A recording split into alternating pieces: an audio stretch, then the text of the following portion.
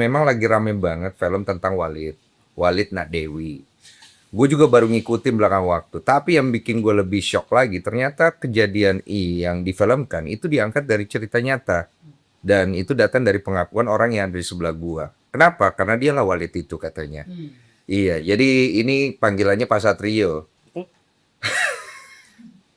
Gue mau nawarin lu minum, tapi lu begitu ya posisinya. Gue pasti tanya sih. Aduh, udah banyak diminum kok di luar. Udah banyak ya. Asli gue mesti nanya, kenapa lu harus berpenampilan seperti ini gitu loh. Oke.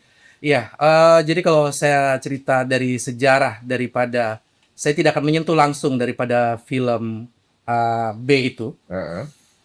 Sejarah dari, kalau di bahasa Indonesia itu sekte, atau kami bisa sebut jemaah, itu sudah berawal dari tahun 68. Sekte.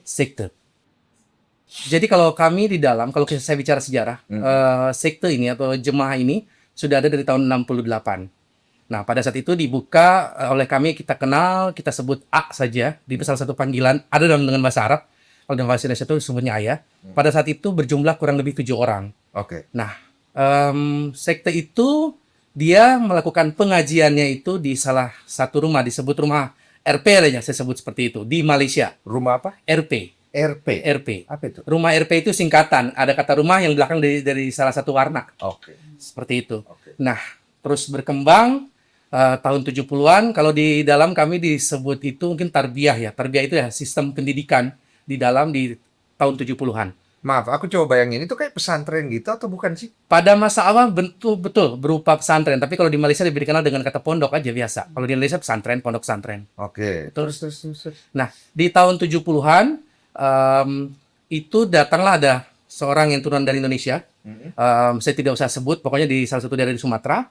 Nah, dia ini punya satu visi yang sangat luar biasa untuk membantu, yang mungkin orang lebih kenal di series itu si W itu dengan film B-nya itu.